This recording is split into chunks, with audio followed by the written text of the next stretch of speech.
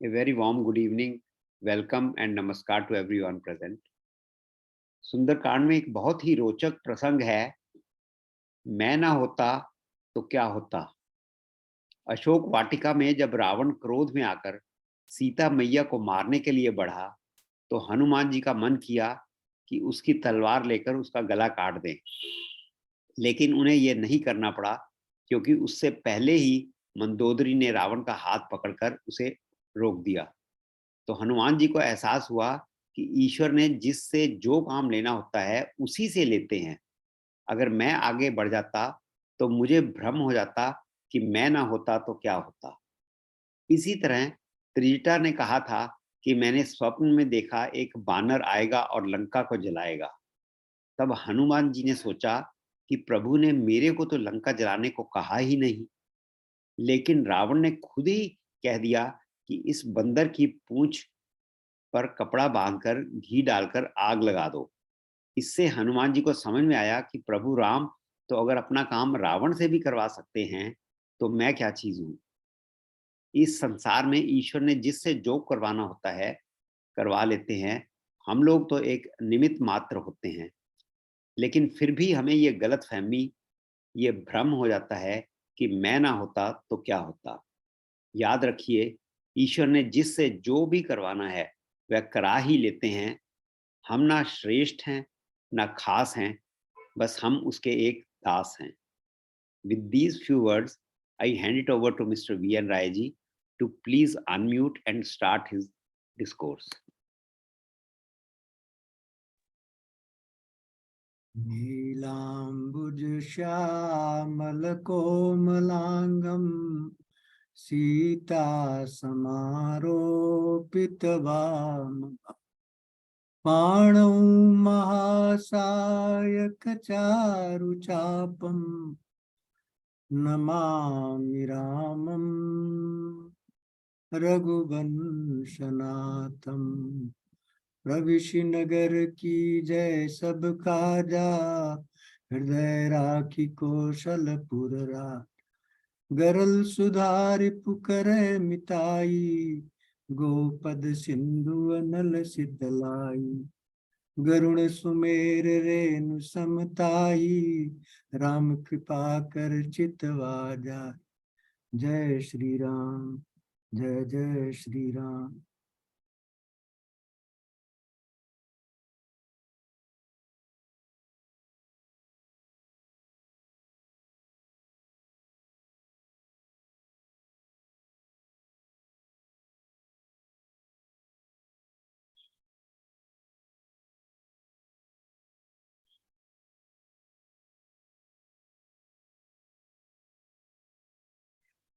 जैसा कि मैंने पिछले व्याख्यान में कहा था, युद्ध कांड में 12 टेक्निक हैं, मैनेजमेंट की, गुड गवर्नेंस की, गुड लीडरशिप की, और 11 टेक्निक का वर्णन मैं कर चुका हूं।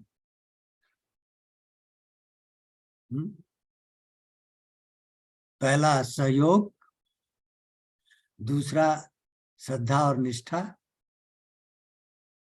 तीसरा साथ साथ चलना, चौथा दृढ़ निश्चय रहना, पांचवा सम्मान देना, छठवां स्वाभिमान रखना, सातवां समर्पण, आठवां शरण में आए हुए की रक्षा, नौवां भ्रातृ प्रेम, 10वां राष्ट्र प्रेम, और 11वां राम कथा, 12वां है धर्म, सबसे इंपॉर्टेंट। इसीलिए इसके लिए मैंने स्पेशल सत्र रखा कि जो 12वीं टेक्निक है वो सबके ऊपर है, सबसे महान है।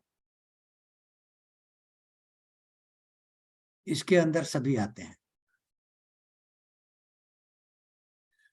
और इसी की व्याख्या आज होगी। राम रावण युद्ध चल रहा है। रावण पुष्पक विमान पर ब्रह्म शक्ति और कवच धारण किए हुए सारे अस्त्र शस्त्र लेकर के आ रहा है, और इधर भगवान राम बदकल वस्त्र पहने, पैर में चप्पल भी नहीं है, कवच भी नहीं है, साधारण धनुष बाण लेकर के खड़े हैं।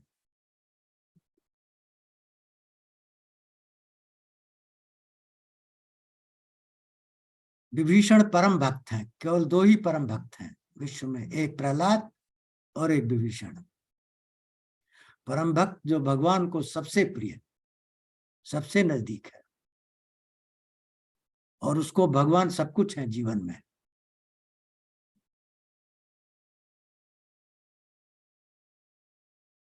तो जब विभीषण ने भगवान को आते हुए देखा,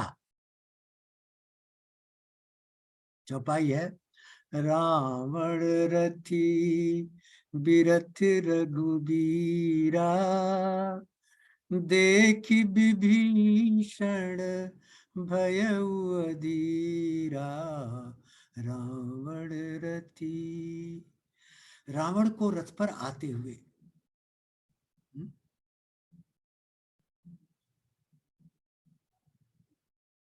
और भगवान राम को नंगे पांव चलते हुए बिना रथ के विभीषण जी देख रहे हैं। अधिक प्रीति मन भासन देहा, बंदी चरण का सहित स्नेहा। विभीषण को भगवान के प्रति अत्यंत प्रेम है। विभीषण को भगवान प्राण से भी प्यारे हैं,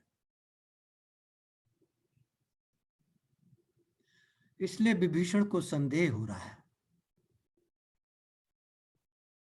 और मन ही मन विभीषण जी भगवान को वंदना करते हैं और मन ही मन प्रश्न करते हैं। वाणी से प्रश्न नहीं करते हैं, मन से करते हैं, मतलब चिंतन करते हैं। भगवान को प्रणाम करते हैं, भगवान से प्रश्न पूछते हैं। नाथन रथ तन नहीं पद त्राना, कही विधि जीतब वीर बलवाना। हे भगवान, आपके तन पर तो कवच नहीं है, पैरों में जूते नहीं है, उसके तन पर तो कवच है, ब्रह्मास्त्र उसके पास, सारी शक्तियां हैं। आप इस वीर बलवान को कैसे जीतेंगे?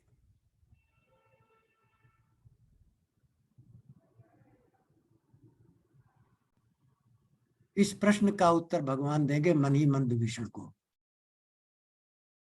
सारा संवाद मन ही मन हो रहा है, वार्तालाप नहीं हो रहा है,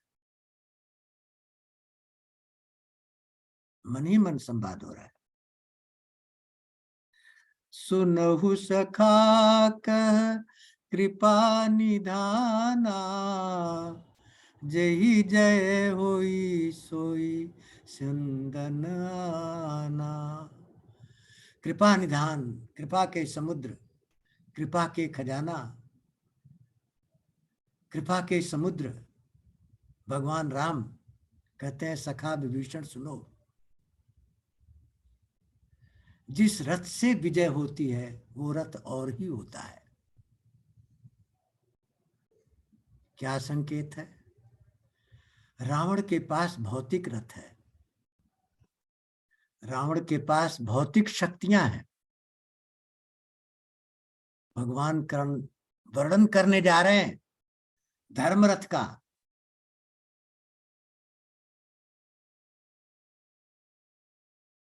धर्म प्रधान है विश्व में, सबसे ऊपर है। क्या धर्म है? शारीरिक धर्म, शरीर के प्रति धर्म,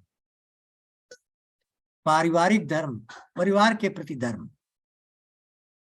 सामाजिक धर्म, समाज के प्रति धर्म, राष्ट्रीय धर्म, राष्ट्र के प्रति धर्म, ब्रह्मांड के प्रति धर्म। धर्म क्या है?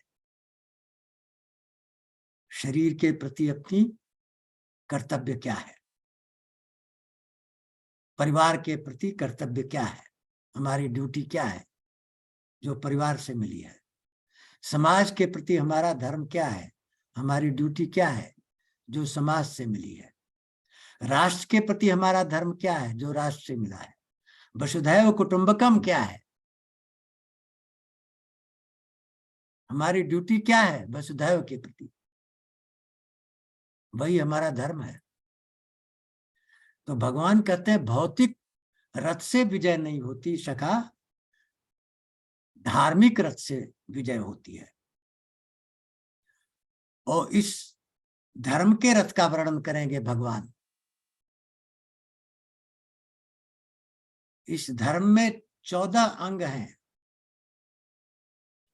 और इस धर्म में 32 एलिमेंट है। 14 का बहुत महत्व है। भगवान राम को 14 वर्ष का ही वनवास क्यों हुआ? बहुत सारे कारण हैं। क्योंकि कैकेयी जी से 14 दिन छिपाया गया, इसलिए एक एक दिन का 1 वर्ष का वनवास।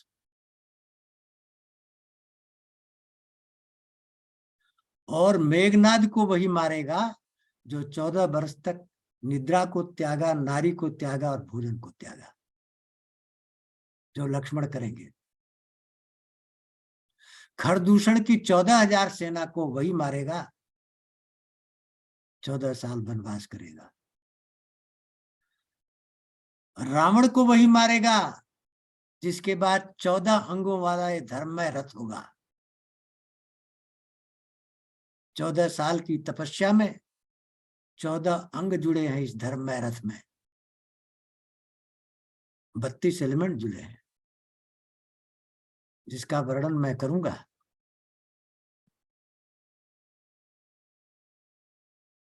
भगवान समझा रहे हैं विभीषण को, सखा जिस रथ से विजय होती है वो धर्मरथ होता है। धर्मरथ क्या है?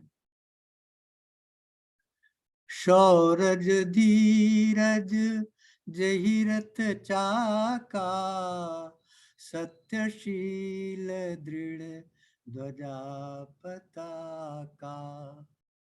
देखिए इसके पहिए 2 हैं, शौर्य और धैर्य। शौर्य माने हर परिस्थिति में उत्साह और उमंग से भरे रहकर अपने कर्तव्य को करना, किसी भी क्षण कर्तव्य से विचलित न होना।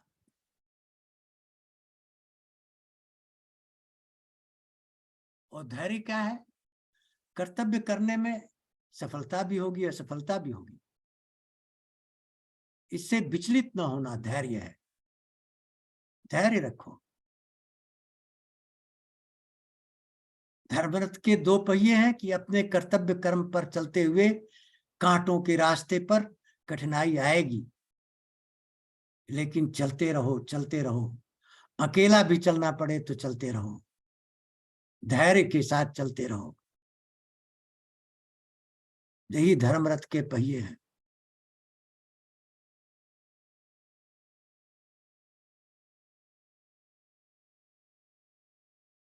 और रथ के ऊपर पताका होता है, डंडा होता है। इस रथ का डंडा क्या है?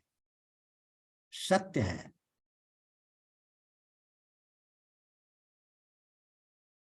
सत्य ही डंडा है। सत्य ही ईश्वर है और ईश्वर सत्य है। वही डंडा है जो पताका को पकड़े हुए है। पताका क्या है? शील। शील क्या है? भगवान बुद्ध ने 3 श्रेणी बताई थी निर्वाण की, शील, समाधि, प्रज्ञा। तो शील क्या है? जो अष्टांग योग में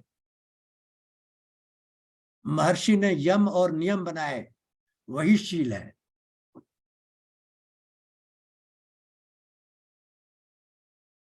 विनम्रता,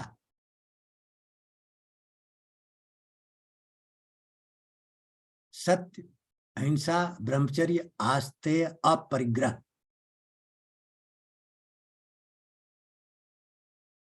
ये शील के पाठ।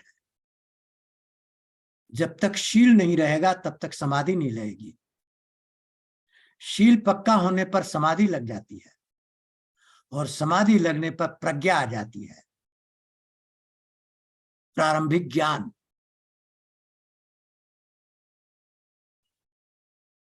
तो पताका क्या है? शील है। धर्मरथ का पताका शील है। धर्मरथ का डंडा सत्य है। धर्मरथ के पहिए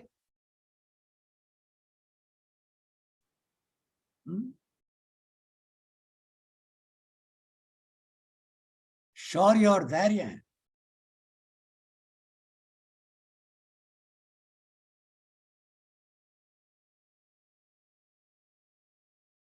अब धर्मरथ के 4 घोड़े हैं। कौन कौन से 4 घोड़े हैं? बल विवेक दम परहित घोड़े, ये 4 घोड़े हैं। बल, ज्ञान का बल, ऐश्वर्य का बल, विद्या का बल, विज्ञान का बल, विवेक, डिस्क्रिशनरी पावर, क्या सही है क्या गलत है, क्या करना क्या नहीं करना। दम, करेज, कठिनाइयों को झेलते हुए करेज से आगे बढ़ना, फेल्योर को झेलते हुए आगे बढ़ना। और परहित, संसार की भलाई, पर की भलाई, दूसरे की भलाई। यही 4 घोड़े हैं धर्मरथ के। ये घोड़े इस पहिए को आगे चलाते हैं। जो शौर्य और धैर्य रूपी पहिया है उसको आगे बढ़ाते हैं ये बल, विवेक, दम और परित। अगर घोड़ों को स्वच्छंद छोड़ दिया जाए तो 4 घोड़े 4 दिशा में चले जाएंगे और रथ छिन्न भिन्न हो जाएगा। इसलिए घोड़ों का कंट्रोल जरूरी है, जिसके लिए रस्सी चाहिए। तो क्षमा, कृपा, समता, रज जोड़े 3 प्रकार की रस्सियां हैं, 4 प्रकार की। क्षमा, क्षमा क्या होता है? उद्दंडित आदमी उद्दंड करे उसको माफ कर दो, उससे उलझो मत। भगवान कृष्ण ने 99 टाइम यशपाल को माफ किया।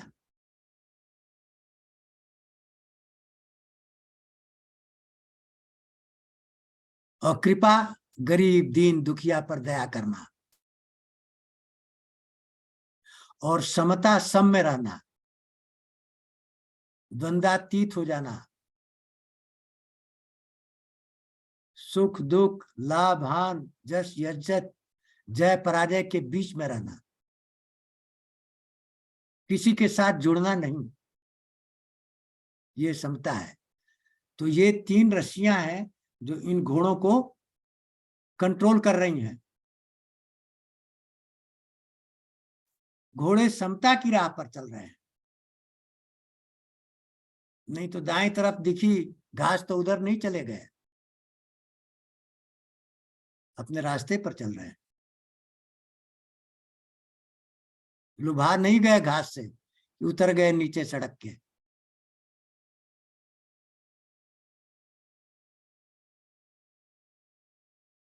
तो ये रस्सियां घोड़ों को कंट्रोल में रखती हैं। रस्सियां किसके हाथ में होती हैं? घोड़वान के हाथ में, रथवान के हाथ में, जो रथी होता है, जो सारथी होता है, जो रथ को चला रहा होता है। तो इस धर्म में रथ को कौन चला रहा है? ईश भजन सारथी सुजाना, ईश्वर की भजन ही इस रथ को चला रहा है, समझो।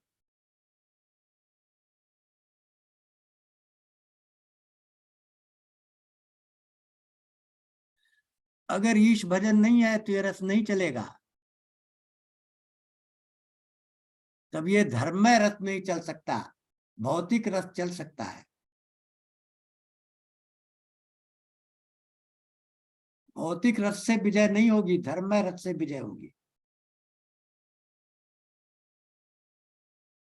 ईश भजन सारथी सुजाना, विगत चर्म संतोष कृपाना। चर्म क्या है? ढाल और तलवार। जब आप युद्ध में जाते हैं तो एक ढाल रहती है जो रोकती है वार को, और तलवार है जो वार करती है। तो इस धर्म में रथ का ढाल और तलवार क्या है? वैराग्य ही ढाल है।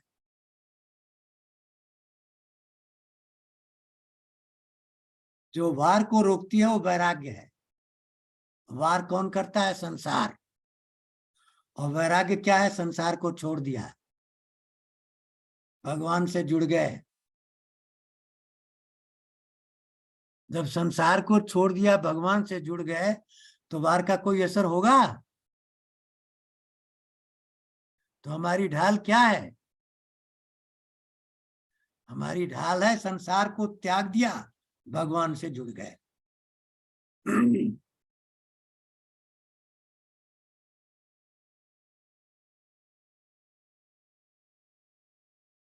और वार किससे करते हैं? संतोष से। जो कुछ है उसको एक्सेप्ट कर लिया। जब एक्सेप्ट कर लिया तो झगड़े का सवाल ही खत्म हो गया।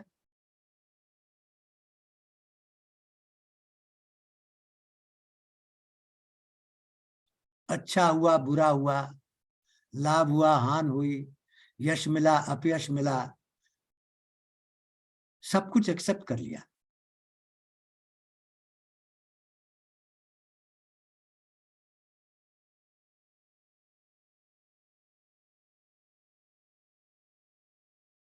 इस धर्म में रस का फरसा भी है। परशुराम जी का परस। दान परशु बुद्धि शक्ति प्रचंडा। दान ही फरसा है।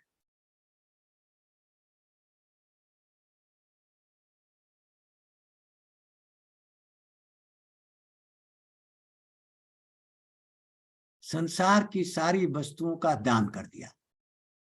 संसार हमारा तो है नहीं, संसार बनाया भगवान ने। तो संसार की जितनी वस्तुएं उसको अपना क्यों माने? भगवान की है, भगवान को समर्पित कर दिया।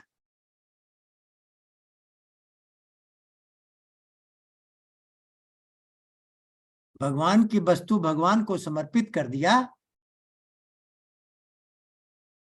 वही हमारा सबसे बड़ा फरसा है।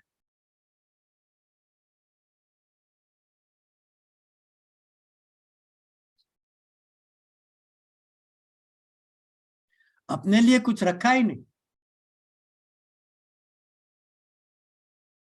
त्वदीयं वस्तु गोविंदम तुभ्यमेव समर्पयेत्, गृहाणो सुखमे बुद्धा प्रसाद परमेश्वरम। आपकी वस्तु आपको प्रेजेंट करता हूं, सुखपूर्वक ग्रहण करिए और मुझे प्रसाद दीजिए।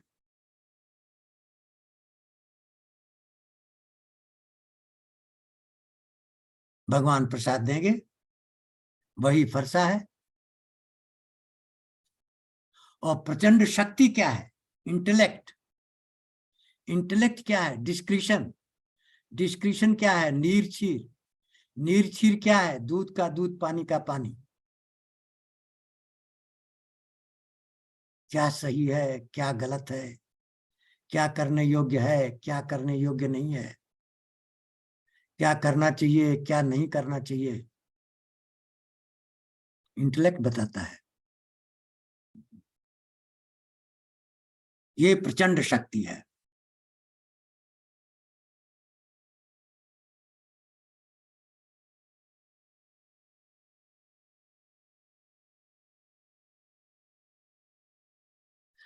तो दान परशु बुद्धि शक्ति प्रचंडा, वर विज्ञान कठिन कोदंडा।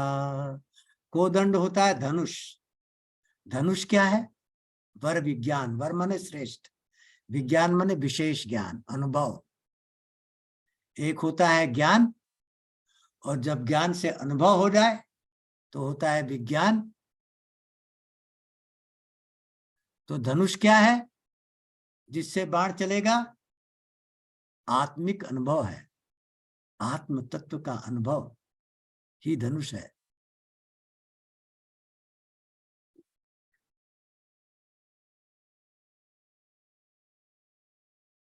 आत्म तत्व के ऊपर बाण रखे जाएंगे, भौतिक धनुष पर नहीं, आध्यात्मिक धनुष।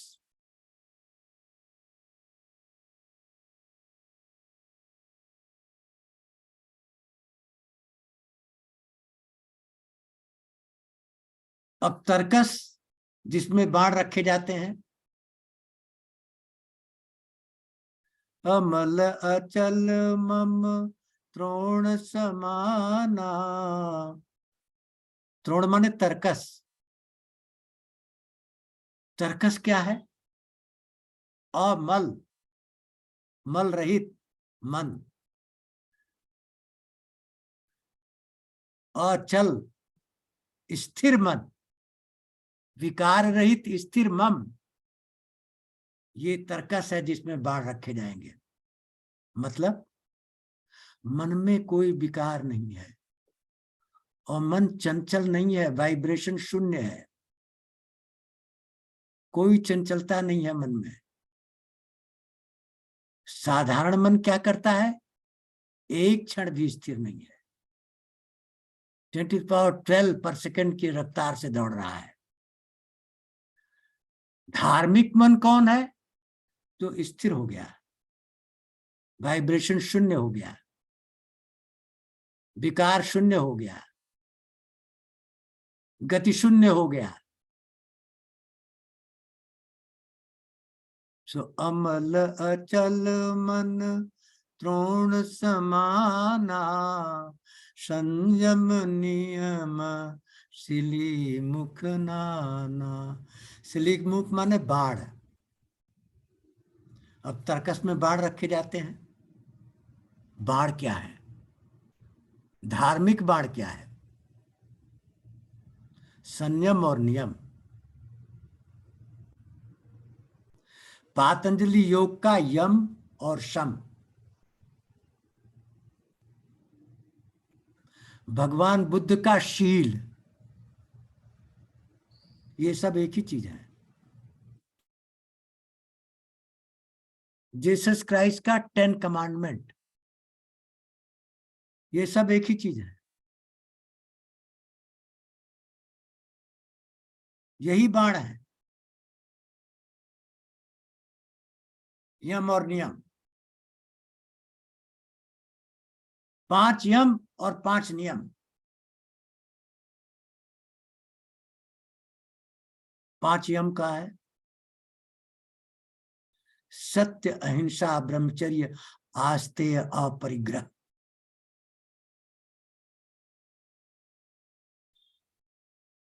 सत्य बाण है, अहिंसा बाण है, ब्रह्मचर्य बाण है, आस्तेय बाण है, अपरिग्रह बाण है।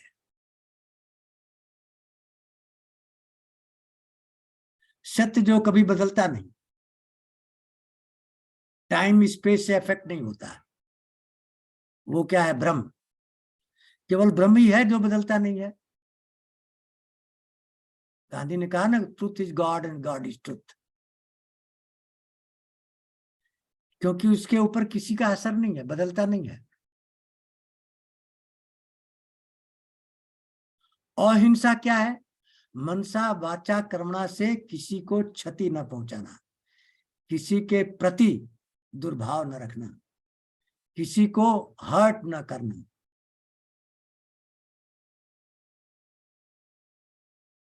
चिंतन के द्वारा किसी को हर्ट न करना, वाणी के द्वारा किसी को हर्ट न करना, वाणी मधुर मीठी सरल होनी चाहिए,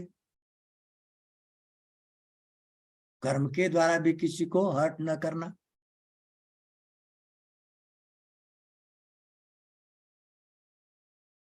ब्रह्मचर्य क्या है?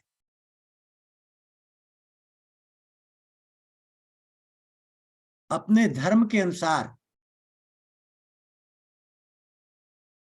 धर्म के रास्ते पर चलना।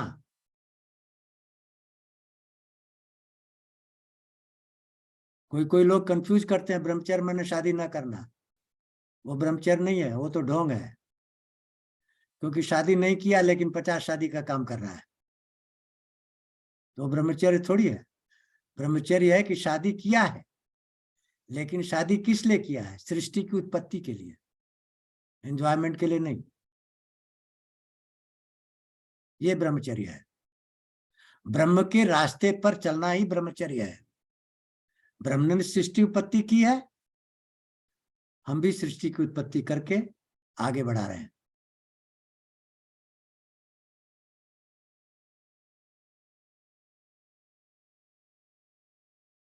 तो सत्य, अहिंसा, ब्रह्मचर्य। आस्तेय क्या है? जिस चीज पर हमें अधिकार नहीं है वो नहीं लेना है, जिसको चोरी भी कहते हैं। बिना कुछ दिए मुफ्त में कोई चीज न लेना। आस्तेय। अपरिग्रह, पांचवा, जरूरत से ज्यादा संग्रह ना करना। ये 5 यम हैं, और यही 5 एनालॉगस टू 10 कमांडमेंट के पहले 5 कमांडमेंट है, और यही 5 भगवान बुद्ध के शील के पहले रास्ते हैं, पहली पगडंडी है।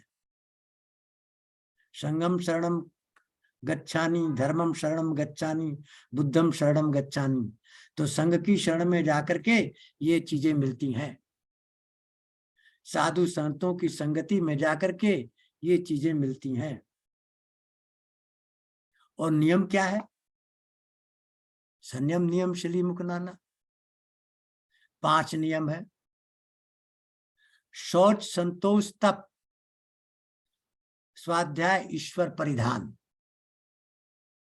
पवित्रता, मन की पवित्रता, वाणी की पवित्रता, शरीर की पवित्रता, आचरण की पवित्रता, व्यवहार की पवित्रता। संतोष, जो मिल जाए उसको एक्सेप्ट कर लेना। अच्छा हुआ तब भी ठीक, बुरा हुआ तब भी ठीक, मिला तब भी ठीक, नहीं मिला तब भी ठीक, झोपड़ी में रहे तब भी ठीक, महल में रहे तब भी ठीक।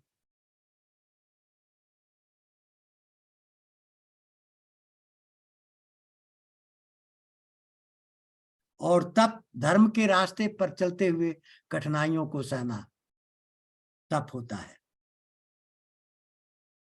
कर्तव्य करते हुए कठिनाइयों का सहन करना तप है।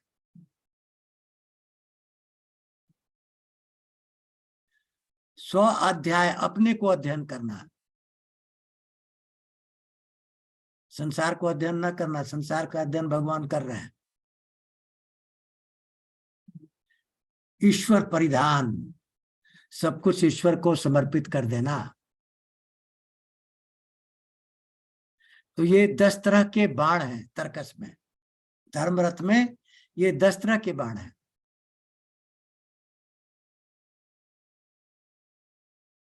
दान, परस, बुद्धि, शक्ति, प्रचंडा, बर, विज्ञान, कठिन को दंडा, अमल, अचलमम, त्रोण समाना, संयम, नियम, सली मुकनाना।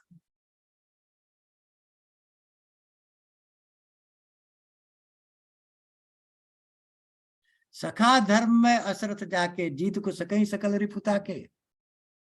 विभीषण सखा, जिसके पास इस प्रकार का धर्मरथ है, उसको सारा विश्व भी उसका दुश्मन हो जाए तो जीत नहीं सकता।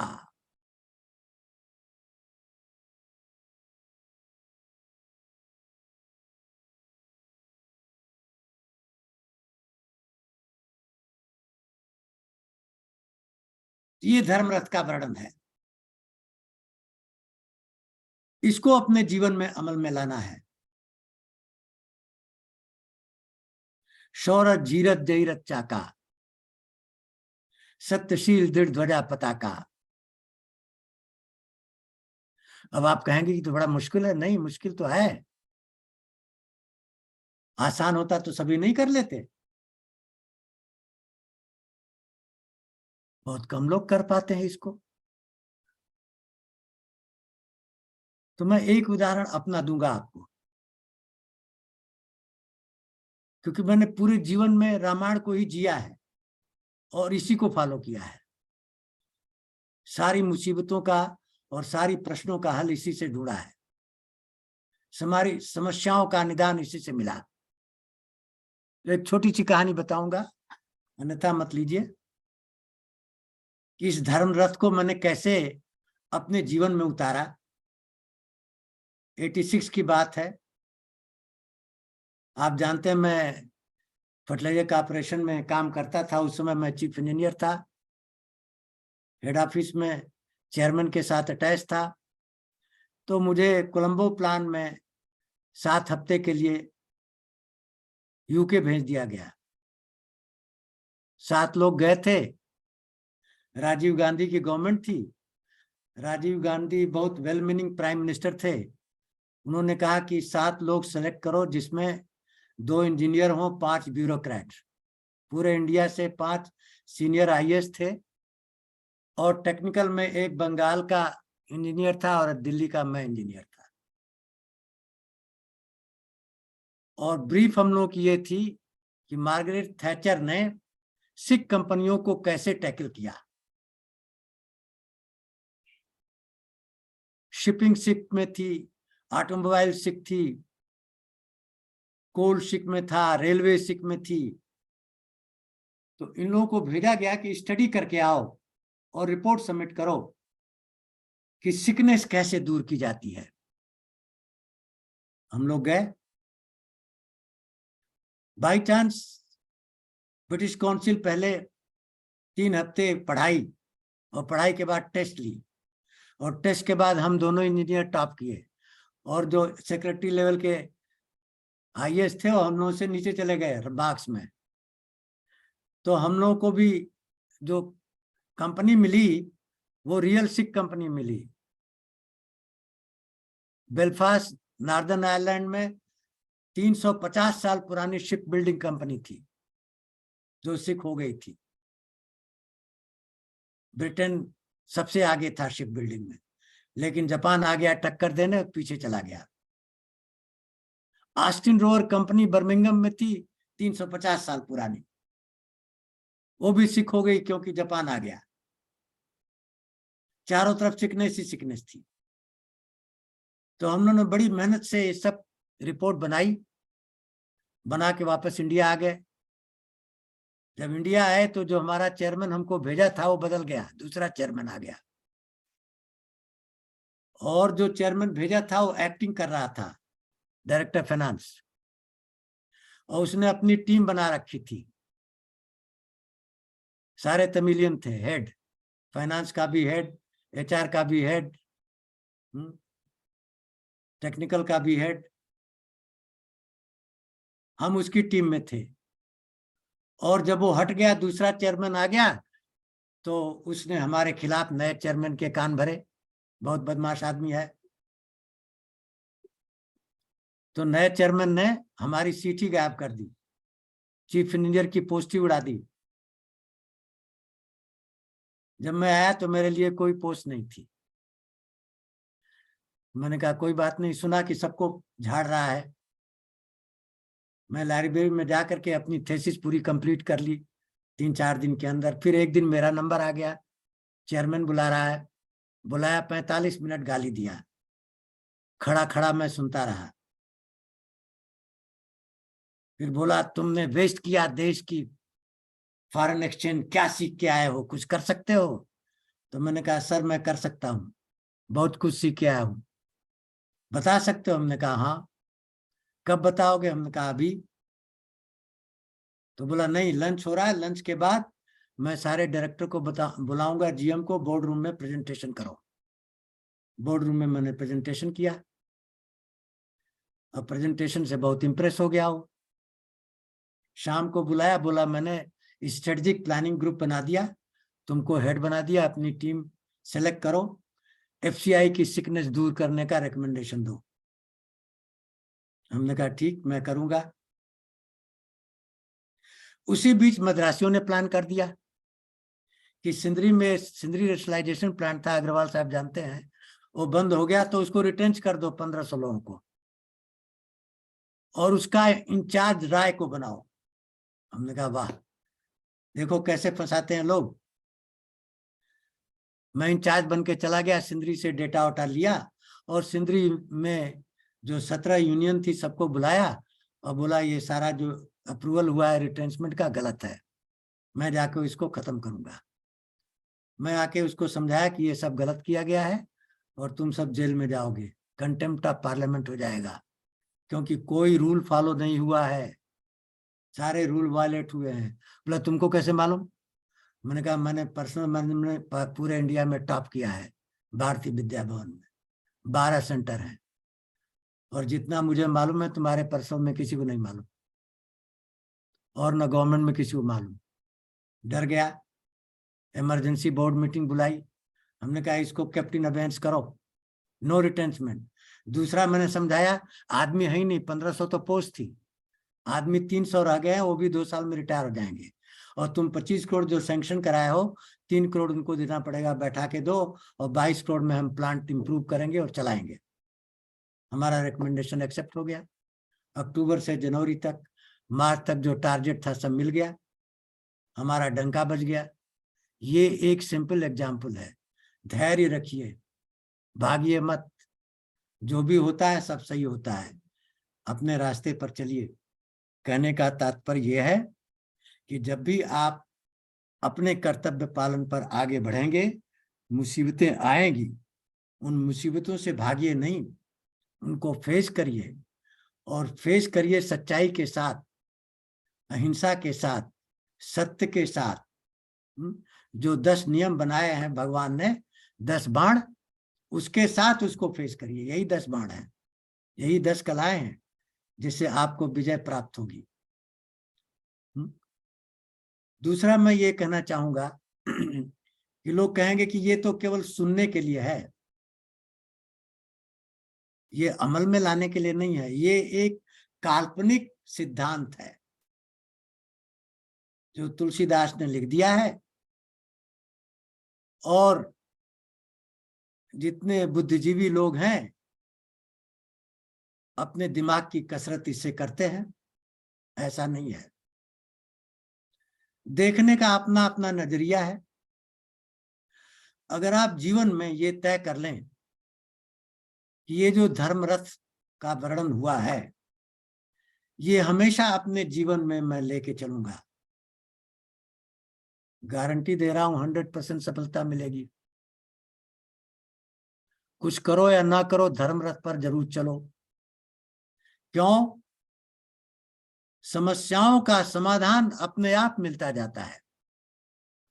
एफसीआई की समस्याओं का समाधान ये हुआ कि जब वो चेयरमैन चला गया, दूसरा चेयरमैन आया, सारे प्लांट बंद हो गए। पैसा ही नहीं था चलाने के लिए, सब सिक थे।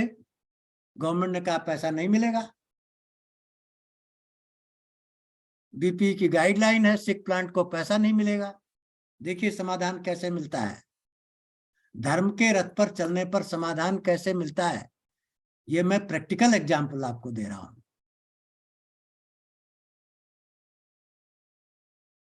94 में एक सेक्रेटरी आए, बीके जुटसी,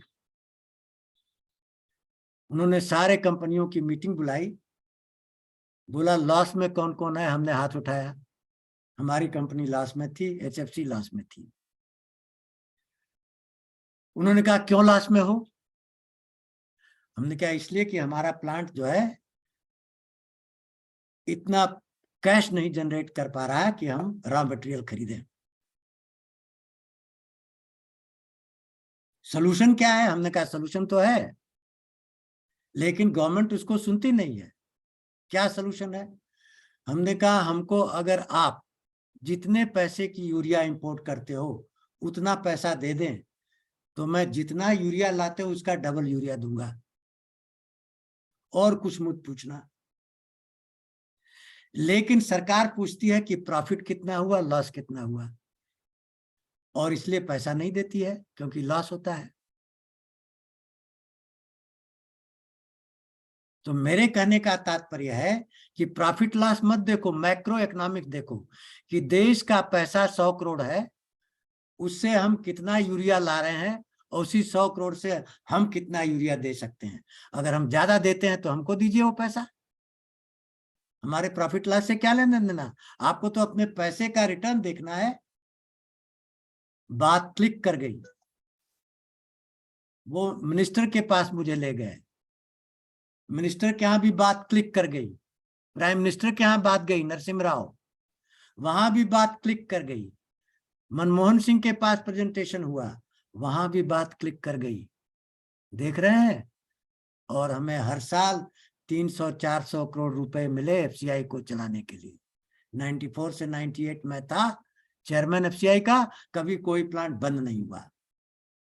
मनमोहन सिंह जैसा इकोनॉमिक्स हमको रुपया दिया 300-400 करोड़ पर ईयर। क्यों? उसी रुपए में जितना यूरिया बाहर से आता था उससे ज्यादा यूरिया मैं देता था। ये है धर्मरथ। और रिजल्ट क्या हुआ?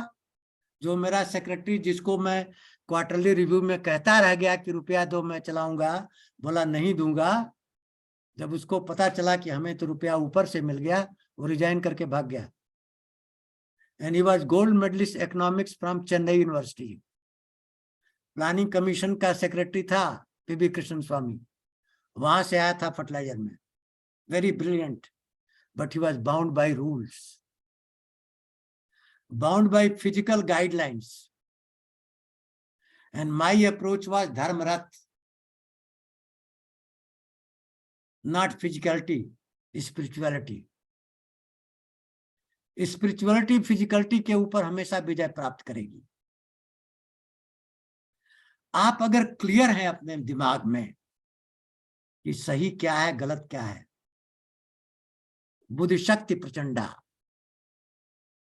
दान परश बुद्धि शक्ति प्रचंडा, यही प्रचंड शक्ति है। क्या? बुद्धि, विवेक, एनालिसिस कैसे करना है, मैक्रो इकोनॉमिक्स की एनालिसिस करना है कि माइक्रो इकोनॉमिक्स की एनालिसिस करना है।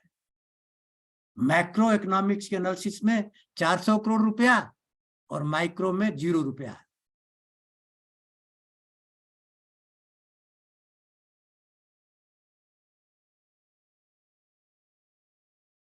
तो ये पॉसिबल है। धर्म रथ को जिंदगी में हमेशा सामने रखिए और इसके एक एक एलिमेंट को जज करिए। 14 एलिमेंट हैं इसमें, 2 चक्के, 4 घोड़े, ध्वजा पताका, सारथी, बुद्धिशक्ति प्रचंडा, कोदंड, तरकश, बाण। 14 का अपना महत्व है। और इन 14 का अगर माइक्रो लेवल विश्लेषण किया जाए तो ये 32 बन जाएंगे। 32 किस लिए बनेंगे? क्योंकि रावण को मार रहे हैं भगवान, सर कट रहा है, जुड़ रहा है। क्यों? विभीषण चाहता नहीं, भ्रातृ प्रेम है। जब रावण ने शक्ति विभीषण की तरफ मारी तब विभीषण ने भगवान से कहा इसकी नाभि में अमृत है, भगवान मारिए इसको। तो पहला बाण नाभि में गया, अमृत सूख गया। 10 बाण से 10 माथा काटा, 20 बाण से 20 भुजाएं, और उसका धड़ चलने लगा, पृथ्वी धंसने लगी तो एक बाण से धड़ को 2 पार्ट किया। इस तरह 32 बाणों का उपयोग किया भगवान ने। कौन से 32 बाण है? शौरज धीरज जही रथ चाका दो, सत्यशील दृढ़ ध्वजा पताका। 4 हो गए। बल विवेक दम परहित घोड़े, कितने हो गए? 8। क्षमा कृपा समता रजु जोड़े। 4 तरह की रस्सियां, क्षमा, कृपा, अति कृपा और समता।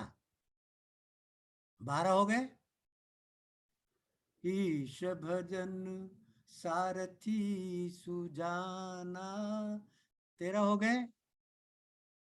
बर विज्ञान कठिन। अब देखिए हम थोड़ा थोड़ा भूल रहे हैं बीच में, तो इसका सहारा लेंगे। तो परहित घोड़े, यहां तक 2 रख के चक्के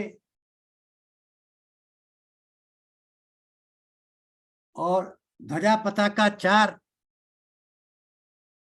4 घोड़े 8, 4 रस्सियां 12, सारथी 13,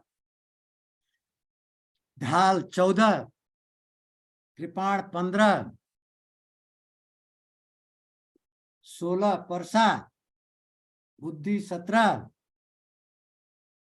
वर विज्ञान 18, कोदंड और अमल अचल 10, 28 त्रोड़। ये सब मिलाकर के 32 अंक बनते हैं। और 32 बाण से भगवान ने स्वाहा किया रावण को। 14 साल में ये 32 बाण अर्जित हुए। तो आज की ये कथा यहीं समाप्त होती है। प्रविश नगर की जय सब काजा, हृदय राखी कौशलपुर राजा। गरल सुधारिपु करे मिटाई, गोपद सिंधु अनल शीतलाई। गरुण सुमेर रेन समताई, राम कृपा कर चितवा जाई। जय श्री राम। अगली कथा थर्सडे को होगी 28वीं। ठीक है sir. Okay sir. 1 minute sir, Thursday को क्या डेट पड़ेगी? थर्सडे को डेट है 15। 15, ठीक है, ओके। अगर आपको सूट करे तो। हाँ जी बिल्कुल ठीक है, 15। ठीक है, ठीक है सर। ओके। सर एक छोटी सी बात पूछना चाहता था हाँ मैं। बोलिए। सर आपने कहा कि एक परम, मिनट रुकिए आजा। दीक्षित साहब नहीं आए क्या आज? नहीं सर, वो दीक्षित साहब का ऑपरेशन हुआ है ना? हाँ वो तो काफी देर हो गए, अब तो ठीक है। हाँ ठीक है, पर वो अभी मेरे ख्याल में ज्वाइन नहीं कर पा रहे किसी वजह से। ऐसे। और क्या हाल है रवि जी? बस बढ़िया सर, आप सुनाइए, सब ठीक? तो है आपके। हाँ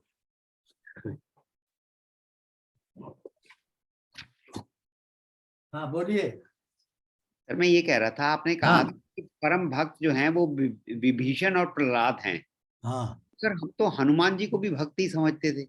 नहीं, मैंने आपको बताया ना 4 तरह के भक्त हैं। अच्छा, हम्म। राइट। 4 तरह के भक्तों का वर्णन पहले कर चुका हूं मैं। कौन कौन से? पहले है लक्ष्मण, हाँ जी। भक्त हैं। हाँ जी। दूसरा है भरत। लक्ष्मण प्रिय है। दूसरा है भरत, प्राण प्रिय। और तीसरा अति प्रिय है। अति प्रिय कौन है? हनुमान जी। नहीं, सुनिए तो। अति प्रिय है सीता जी, अतिशय प्रिय करुणा निधान की, है ना? और विभीषण और प्रहलाद परम भक्त हैं। और हनुमान जी सबके बाप हैं। अच्छा। इन चारों भक्तों के बाप हैं हनुमान जी। उनकी कैटेगरी सुप्रीम में आती है। Supreme court. हाँ, उनके ऊपर कुछ है ही नहीं।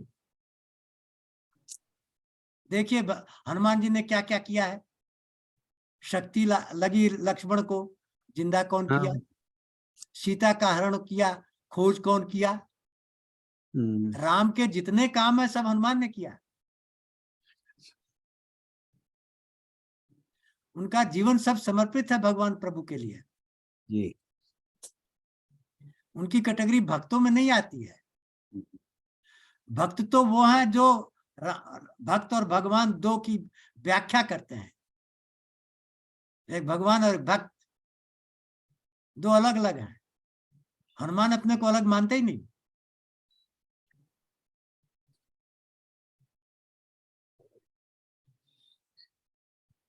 उनके हृदय में भगवान बैठे हुए हैं। हाँ, मैडम कुछ कह रही हैं। अनम्यूट हाँ, अनम्यूट अनम्यूट करिए मैडम को। अनम्यूट। हाँ बोलिए। कोई भी अपने बच्चे का नाम विभीषण नहीं रखता, क्योंकि उसने अपने भाई के साथ छल किया। तो भ्राता प्रेम हो गया ना गड़बड़ है। भाई भ्राता के प्रेम। छल किया उसने। क्यों किया?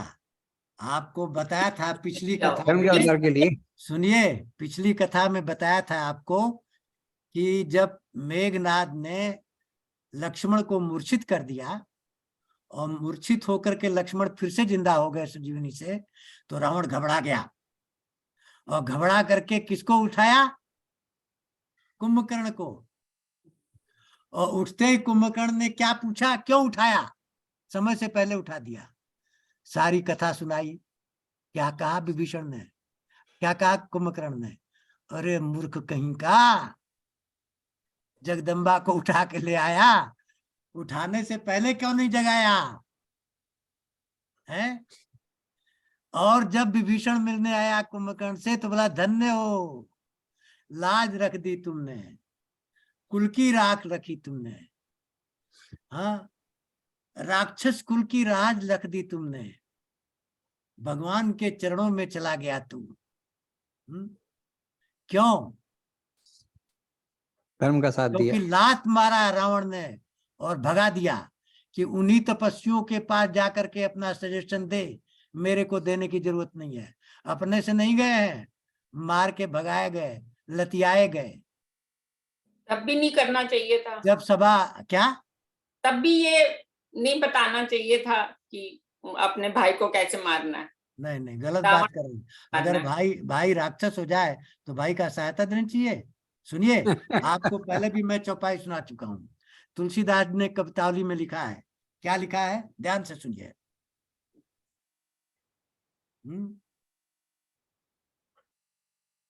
जाके प्रिय न राम बैदेही।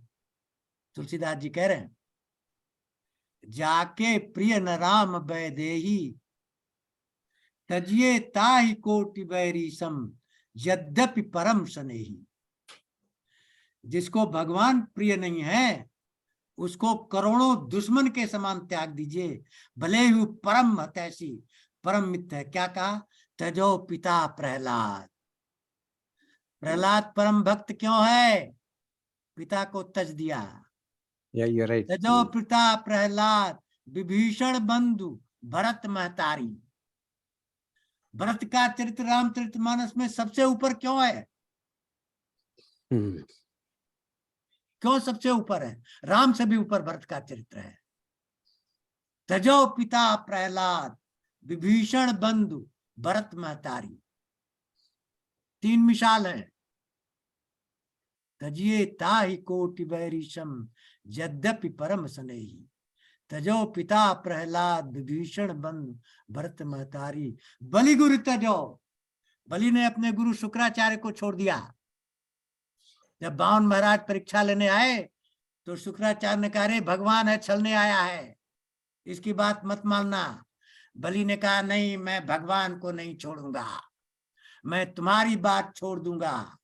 अगर भगवान छलने आया है तो मैं चला जाऊंगा, लेकिन तुम्हारी बात नहीं मानूंगा। बलिगुरु तजो बंत कनिचाजन। गोपियों ने अपने हस्बैंड्स को छोड़ दिया। भय मुद मंगलचारी। सभी प्रसन्न हो गए, मंगलों से भर गए। ये सिद्धांत है। जिनके प्रिय न राम वैदेही, तजिए ताहि कोटि बैरीशम, यद्यपि परम स्नेही। तजो पिता प्रहलाद, विभीषण बंधु भरत महतारी, बलिगुर तजो बंत कनितासन, भय मुद मंगलकारी। तजिए ताहि कोटि बैरीशम। पर लोग कहते हैं किसी ने अपने बच्चे का नाम विभीषण नहीं रखा। अरे लोग को क्यों आप सुनती हैं? लोग तो संसार से प्रेरित है ना, हम तो धर्म से प्रेरित है। हमारा धर्म रथ क्या कहता है कि संसार के रथ से विजय नहीं होगी, धर्म के रथ से विजय होगी। हाँ, ये तो आज आपने पूरा बताया। तो जो आप संसार की बातें करेंगी तो इधर उधर चली जाएंगी। इसलिए 14 जो अंग बताए गए, क्या कहा? दान परशु। परशु क्या है? दान। दान माने संसार को छोड़ देना। और हम संसार को पकड़ के आगे जाना चाहते हैं।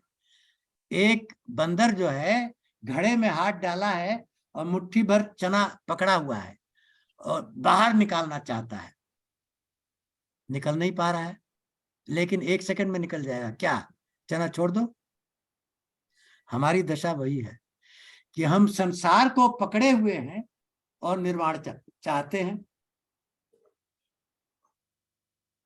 संसार का सुख वैभव भी बना रहे, निर्वाण भी मिल जाए। हाँ, यही तो है, सुख छोड़ना नहीं चाहते और चाहते हैं कि इधर भी चलता रहे। तो वो वाकई आपकी बंदर वाली हालत है कि भाई 1 मिनट में मिल जाएगा, छोड़ तो दो इसको, लेकिन छोड़ते नहीं। You are right. तो हम संसार के नजर से चीजों को देखते हैं और कंक्लूड कर लेते हैं कि संसार में ये होता है। संसार में जो होता है उसको मत देखिए, जो धर्ममय है उसको देखिए। संसार में सही भी हो रहा है, गलत भी हो रहा है, सच भी हो रहा है, झूठ भी हो रहा है। सच को पकड़िए, झूठ को छोड़ दीजिए। सही को पकड़िए, गलत को छोड़ दीजिए। संसार में दोनों चीजें हैं, धर्म भी है, अधर्म भी है। धार्मिक धर्म को पकड़ता है, अधार्मिक अधर्म को पकड़ता है। संसार में चीता भी है और शेर भी है। हरिण जो है शेर चीता को खा जाएगा। बिल्ली भी है, चूहा भी है। भगवान ने बिल्ली बनाया तो चूहा भी बनाया ना। इलेक्ट्रॉन भी है, प्रोटॉन भी है। पॉजिटिव चार्ज है तो नेगेटिव चार्ज भी है।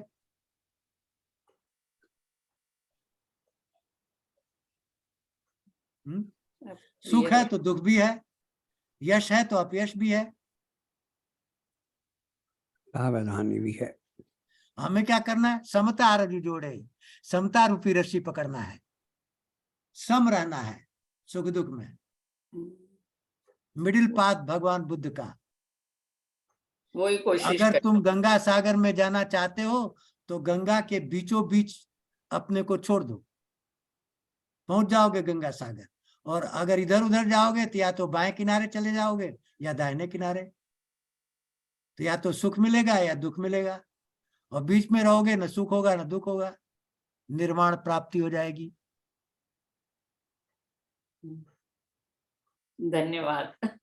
ज्यादा क्लियर हो गया थोड़ा। नमस्कार। जय जी, बहुत अच्छा। चलिए, बहुत अच्छा लगा। आप बहुत दिन बाद thank you ji, thank you sir, so nice of you.